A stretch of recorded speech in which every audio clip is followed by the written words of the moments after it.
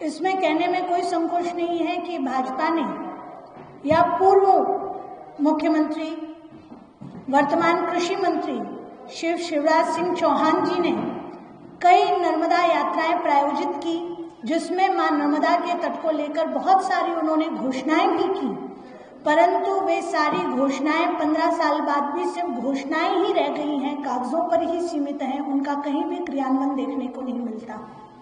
मेरा ये कहना है कि हम गंगा जी, क्षिप्रा जी, यमुना जी की जो दुर्दशा अभी फिलहाल में अन्य प्रदेशों में देख रहे हैं, ऐसे में हमारी जीवनदायिनी मां नर्मदा भी तेजी से प्रदूषित की जा रही हैं और महानगरों के, यहाँ तक कि गांवों के, उद्योगों के गंदे नाले सीधे नर्मदा जी में मिलाए जा रहे हैं। शिवराज सिंह चौहान जी ने पूर्व में यह घोषणा की थी कि हम एसटीपी सीवरेज ट्रीटमेंट प्लांट स्थापित करेंगे। इस घोषणा को 15 वर्ष से ऊपर हो चुके हैं और ये कहीं भी ट्रीटमेंट प्लांट तैयार किए जाते हुए नहीं दिख रहे हैं।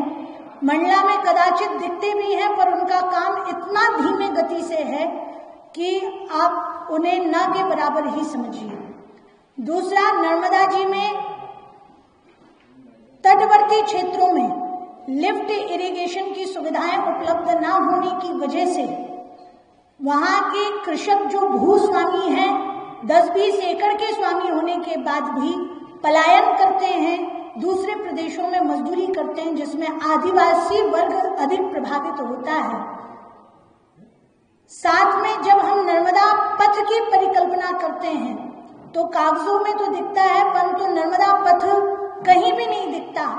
हाईवे से या अन्य किसी रास्तों से नर्मदा परिक्रमा वासियों को गुजरना पड़ता है और रास्ते में लंबे लंबे मांस विक्रय की और शराब की दुकानें मिलती हैं। उन बाजारों से गुजरना भी नर्मदा परिक्रमा वासी के लिए बड़ा घृणित होता है।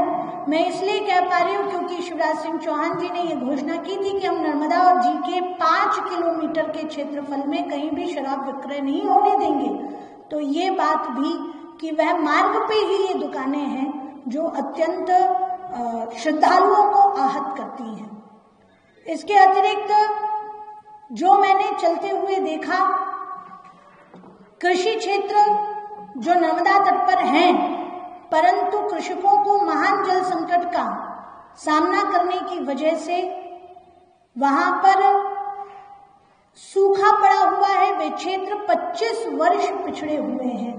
अभी वर्तमान में मैंने घनसौर में 77 ग्राम पंचायतों के लिए, जिसमें लगभग छोटे बड़े 240 गांव सम्मिलित थे, उनके लिए 14 दिन का निर्जला अनशन भी किया था और हमने इस बात को संज्ञान में लाया था। वहां के सांसद, विधायक और मुख्यमंत्री जी तक ये संज्ञान पहुंचाया कि इस क्षेत्र में लिफ्ट इरिगेशन की कितनी जरूरत है। 2 किलोमीटर, 4 किलोमीटर, 6 किलोमीटर पर ही नर्मदा जी प्रवाहित हो रही हैं, परंतु कृषकों के खेत तक सिंचित भूमि का कोई वहां पर योजना नहीं दिखती है। साथ में न्यूक्लियर प्लांट, आप लोगों के संज्ञान में होगा, चुटका, किंद्री, ये सब भी सिवनी तरफ हैं। ये जो न्यूक्लियर प्लांट स्थापित किए जा रहे हैं, सबसे पहले तो इसमें आदिवासी कृषकों की भूमि जबरदस्ती अधिग्रहण की गई।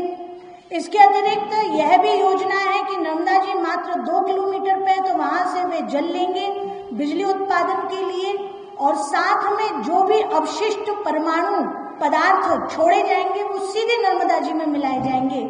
तो ये नर्मदा जी को अति प्रदूषित करने की एक योजना सरकार की है, जबकि वे सोलर प्लांट पे भी ट्रांसफर कर सकते थे। सोलर सिस्टम ज्यादा सस्ता है।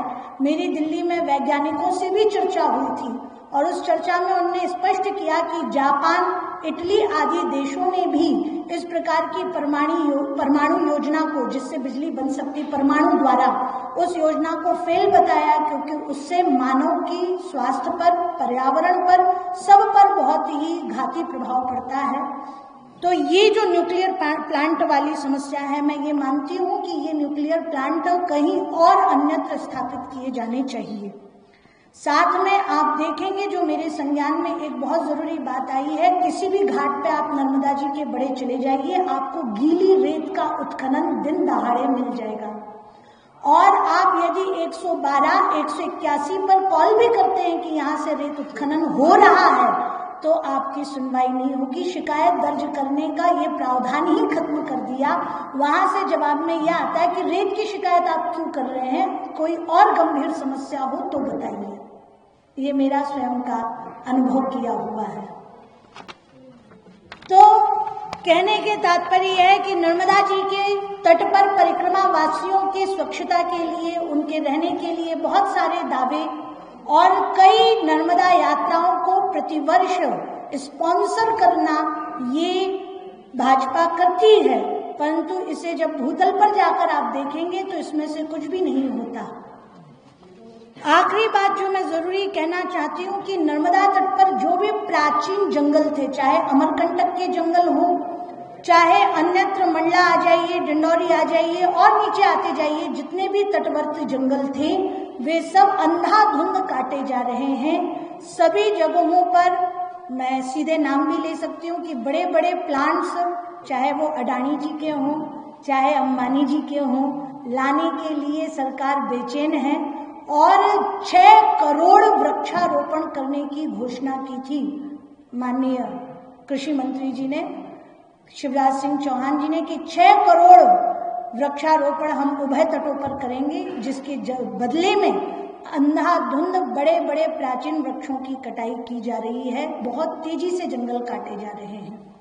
हमारी कुछ मांगे हैं, मेरा कुछ उद्देश्य है। मां नर्मदा प्रदूषण मुक्ति जनजागृति आंदोलन के अंतर्गत मैं चाहती हूँ कि सबसे पहले नर्मदा जी में मिलाए जाने वाले गंदे नाले त्वरित रूप से रोके जाएं, एसटीपी के निर्माण तेजी से किए जाएं। जिन चीजों पर बजट में चर्चा नहीं होती है, नर्मदा पथ को लेकर के, नर्मदा परिक्रमा वासियों की सुविधाओं को लेकर के, उन पे बात की जाए।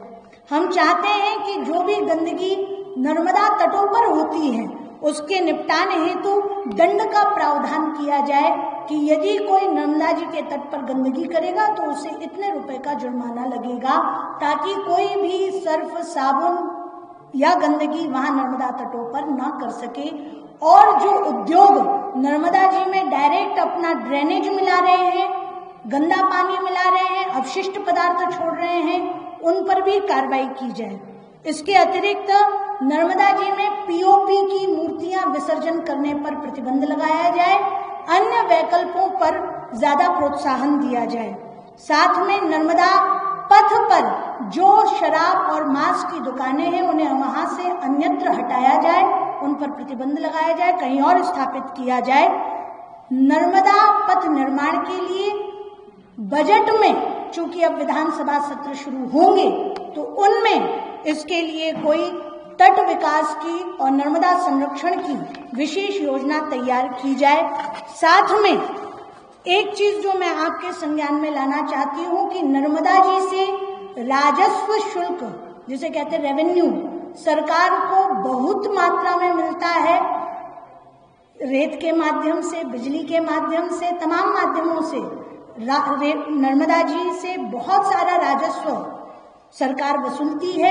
यदि वर्ष का मात्र 6 महीने का भी राजस्व यदि सही से नर्मदा जी पर ही सरकार खर्च कर दे तो एक बूंद भी गंदा पानी नर्मदा जी में नहीं मिलाया जा सकता। ये सब बातें मैं इसलिए कह रही हूँ क्योंकि ये हमारी जिम्मेदारी है और हमारा मौलिक अधिकार भी है कि हमें स्वच्छ पेयजल मिले। अभी आप इंदौर की घटना देख चुके हैं। कुछ दूषित पाइपलाइन मिल जाने की वजह से हमने कितनी विभत्स मौतें इंदौर में देखी हैं। कुछ चंद पाइपलाइनें जो दूषित नर्मदा जल के साथ मिली तो ये घटना हमें देखने को मिल गई। जब नर्मदा जी को पूरी तरीके से प्रदूषित कर दिया जाएगा तो आप सोच के देखिए कि मध्य प्रदेश, गुजरात प्यासा मर जाएगा। जो अन्य नदियों की हालत हो चुकी है, अब हम सोच लें कि गंगा जी, क्षिप्रा जी, यमुना जी को पूर्णतः विशुद्ध पहले जैसे 50 साल पहले जैसे कर दिया जाएगा तो अब ये असंभव सा प्रतीत होता है। पर यदि हम चाहें तो अभी भी हम नर्मदा जी को प्रदूषण रहित रख सकते हैं। मेरी यही आप लोगों से प्रार्थना है कि आप लोग भी इस पहल में अपना समर्थन दीजिए। ताकि अभी दैनिक भास्कर की एक रिपोर्ट भी कुछ दिनों पहले आई जिसमें कई मीट्रिक टन कचरा प्रतिदिन नर्मदा जी में डायरेक्ट मिलाया जा रहा है। तो नर्मदा जी में कहीं का भी एक बूंद गंदा पानी ना मिले, निर्मल कलकल छलछल प्रदूषित रहित नर्मदा जी बहती रहे। हम सबके लिए आस्था का केंद्र है और एकमात्र नर्मदा ऐसी नदी है जिनकी परिक्रमा की जाती है। लाखों लाख लोग नर्मदा जी की परिक्रमा करते हैं। तो धार्मिक आस्था को ध्यान में रखते हुए और जल संकट जो भविष्य में बहुत विभत्स रूप लेने वाला, उसे देखते हुए ये हमारी नैतिक जिम्मेदारी है, सरकार की नैतिक जिम्मेदारी है कि वह नर्मदा जी के संरक्षण में ठोस कदम उठाए। आपके माध्यम से मैं ये कहना चाहती हूँ कि हम 7 दिन चाहते हैं कि सरकार इस पर अपना संज्ञान ले और अपनी योजनाओं को स्पष्ट रूप से रिकॉर्ड में दिखाए। यदि ऐसा नहीं होता है तो हम एक विशाल जन आंदोलन भी करेंगे ताकि नर्मदा जी को सदैव प्रदूषण रहित रखा जा सके। नंदे हर। अरे आप पहले अमरकंटक ही जाओ। अमरकंटक के जो तटवर्ती बड़े बड़े आश्रम हैं उनके ड्रेनेज डायरेक्ट मिल रहे हैं। ठीक, उसके बाद आप डिंडोरी आ जाइए। डिंडोरी में बड़े बड़े नाले डायरेक्ट मिल रहे। इवन हर गांव में, मैं आपको अभी फुटेज भी उपलब्ध कराऊंगी, हर गांव जो भी नर्मदा के तट पे है, पूरी बस्ती का सीधा नाला नर्मदा जी में मिलाया जाता है। मैंने वहाँ के सरपंच, वहाँ के जो भी जिम्मेदार जनप्रतिनिधि थे, उनसे बात की, उनसे पूछा कि आप जब माँ को मानते हो तो ऐसा क्यों कर रहे हो? तो उन्होंने कहा सरकार की तरफ से हमें ऐसी कोई योजना ही नहीं है कि हम सोक पिट तैयार कर सकें या फिर हम है ना अपने नाले नर्मदा जी में ना मिलाएं। कई लोग तो कुतर्क ये दे देते हैं कि पानी का तो काम है नीचे की तरफ बहना, तो नर्मदा जी नीचे की तरफ बह रही है, इसलिए गंदे नाले कहाँ जाएंगे। अभी तक सरकार ने कोई भी योजना तैयार नहीं की है। एक सिंगल योजना नहीं है कि नर्मदा जी में गंदा नाला ना मिलाया जाए। देखिए, मेरी मां नर्मदा जी में अपार आस्था है और मेरे साथ करोड़ों लोगों की मां नर्मदा जी में अपार आस्था है। यदि सब लोग एकजुट हो जाएंगे, और मैं तो एक ही जानती हूँ, गांधी जी का सत्याग्रह। मैं ये समझती हूँ कि जब अंग्रेजों की सरकार थी तब गांधी जी ने अपने सत्याग्रह से सबको हिला दिया था, तो हम भी जल्द सत्याग्रह करेंगे। फिलहाल में तो अपनी ही भारत की सरकार है, कैसे नहीं संज्ञान में लेगी और कैसे काम नहीं करेगी। आपने जो अभी परिक्रमा जी, आपने काफी चीजें देखी है जी, आपने सरकार को शिकायत है कि क्या सरकार ने उन पर संज्ञान लिया या नहीं लिया? देखिए, बीच में तो अभी घनसौर में जब लोगों ने मुझसे कहा चलते हुए कि माता जी यहाँ पे जल संकट बहुत ज्यादा और नर्मदा जी 2 किलोमीटर पे ही प्रवाहित हो रही है और हमारे यहाँ पर लिफ्ट इरिगेशन की सुविधा नहीं है, तब मैंने जरूर 14 दिन का निर्जला व्रत करके वहां पर सांसद महोदय फग्गन सिंह कुलस्ते जी, हमारे ही विधायक जी योगेंद्र सिंह बाबा जी और फिर वे सब लोग जाकर के मुख्यमंत्री जी से भी मिले, मोहन यादव जी से, और फिर उनके द्वारा यह नोट भी लिखा गया कि अब वह लिफ्ट इरिगेशन वहां पर उपलब्ध कराएंगे। तो जो भी नर्मदा तटों की समस्या है, मैंने मंडला में भी कलेक्टर महोदय को पत्र लिखा था और इस बीच में मुझे जो भी जनप्रतिनिधि मिलते गए हैं मैंने उनके संज्ञान में बार बार लाया है। मैं सरकार को भी सचेत कर रही हूँ और मैं चाहती हूँ कि इसमें जन भागीदारी भी सुनिश्चित की जाए, क्योंकि हर किसी की अवेयरनेस जरूरी है। तो जितना सचेत हम सरकार को कर रहे हैं उतना ही लोगों को भी अवेयर करने की कोशिश कर रहे हैं कि आप लोग भी जागरूक बनिए और नर्मदा जी को प्रदूषित करने से बचाइए, स्वयं भी करने से बचाइए।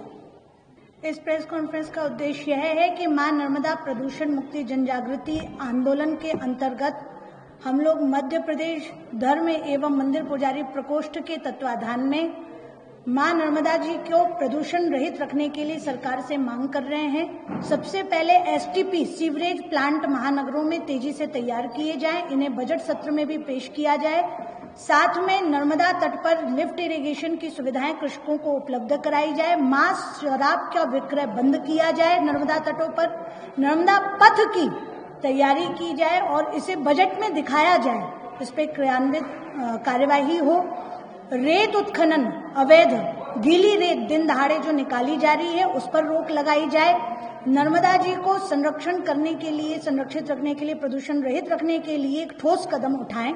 इस तरीके का संज्ञान हम सरकार का ध्यान आकर्षित करना चाह रहे हैं। यदि सरकार इस पर अपनी 7 दिन के अंदर स्पष्टीकरण कार्यवाही की घोषणा करती है तो हम उनका धन्यवाद करेंगे, और यदि नहीं करती है तो हम नर्मदा जी को प्रदूषण रहित रखने के लिए विशाल जन आंदोलन करेंगे ताकि सरकार इस तरफ ठोस कदम उठाए।